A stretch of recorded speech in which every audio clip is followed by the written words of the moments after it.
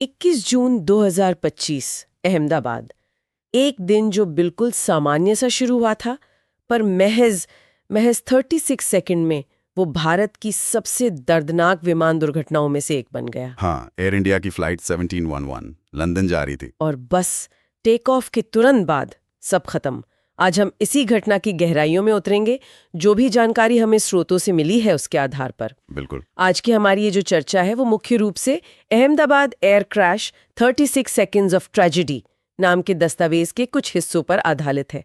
कोशिश यही रहेगी कि हम इसके मुख्य तथ्य समझें, इसका असर देखें और जो सवाल उठ रहे हैं उन पर बात करें। तो चलिए शुरू से देखते हैं। विमान ने उड़ान भरी सरदार वल्लभ भाई पटेल एयरपोर्ट से जी। और टेक ऑफ के शायद कुछ ही सेकंड हुए होंगे, तभी पायलट ने एटीसी को बताया कि इंजन में पावर लॉस हो रहा है, मतलब शक्ति कम हो रही है। और फिर एक मेडे कॉल भी जारी किया गया। ये तो मतलब बहुत गंभीर आपात स्थिति का सिग्नल होता है। अंतर्राष्ट्रीय सिग्नल है ये। पर विमान को आप कह सकते हैं संभलने का वक्त ही नहीं मिला। वो जरूरी ऊंचाई पर पहुंच ही नहीं पाया और सीधा नीचे आ गया। हाँ, तेजी से नीचे आया और पास में ही बीजे मेडिकल कॉलेज हॉस्टल था, उसकी कैंटीन पर जा गिरा।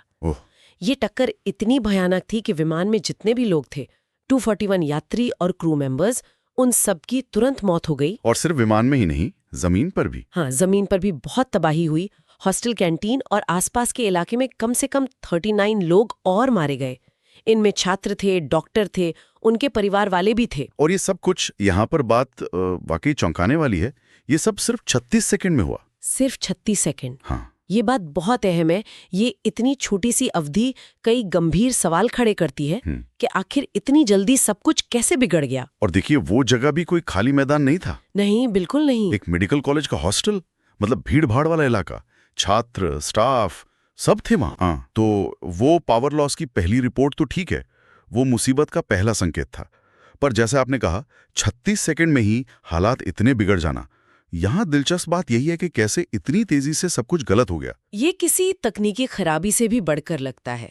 शायद कोई सिस्टमैटिक फेलियर हो सकता है। बिल्कुल, इतनी तेजी से स्थिति का बिगड़ना यही सवाल खड़ा करता है कि क्या जो मौजूदा सेफ्टी प्रोटोकॉल हैं या शायद क्रू की ट्रेनिंग, क्या वो ऐसी अचानक और गंभीर इमरजेंसी से निपटने के लिए काफी थी?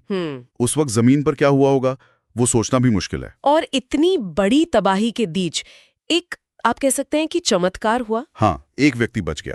विश्वास कुमार रमेश सीट 11A पर थे, अकेले जीवित बचे।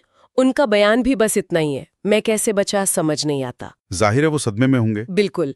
और दुर्घटना के बाद का जो मंजर था, वो तो बस हर तरफ आग, धुआं, लोगों की चीखें, पूरी तरह अफरा तफरी। बचाव दल तुरंत पहुंचे, लेकिन काम बहुत मुश्किल था, बहुत दर्दनाक भी।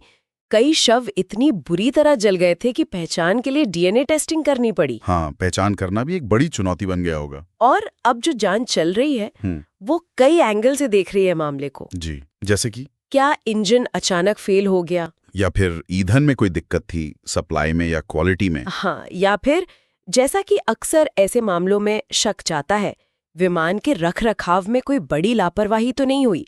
ये कुछ मुख्य बिंदु हैं जिन पर जांच का फोकस है अभी। स्रोत में इन चीजों का जिक्र है, इंजन, ईंधन, रखरखाव जी। पर क्या वो किसी एक पर ज्यादा इशारा कर रहा है या ये सब अभी शुरुआती अंदाजे ही हैं? देखिए, स्रोत फिलहाल किसी एक कारण को पुख्ता तौर पर तो नहीं बता रहा, लेकिन ये जरूर कहता है कि जांचकर्ता इन सभी संभावनाओं को बहुत गंभीरता से ले रहे हैं। अच्छा। और इसी बीच एक अहम बात ये हुई है कि एयर इंडिया ने शुरुआती जांच के आधार पर अपने 3 सीनियर अधिकारियों को सस्पेंड कर दिया है। ओ, सस्पेंड कर दिया जांच पूरी होने से पहले? हाँ, ये कदम कहीं ना कहीं ये दिखाता है कि एयरलाइन अंदरूनी तौर पर शायद सुरक्षा में चूक की आशंका को गंभीरता से ले रही है, भले ही फाइनल रिपोर्ट अभी नहीं आई है।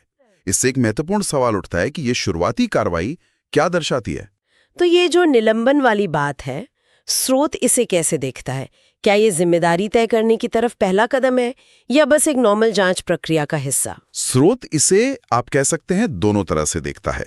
एक तो ये प्रक्रिया का हिस्सा हो सकता है ताकि जांच निष्पक्ष हो, पर दूसरी तरफ ये एयरलाइन के अंदर इस बात का एक तरह से शुरुआती संकेत भी हो सकता है कि शायद ऑपरेशन या निगरानी के लेवल पर कुछ गड़बड़ियां रही होंगी।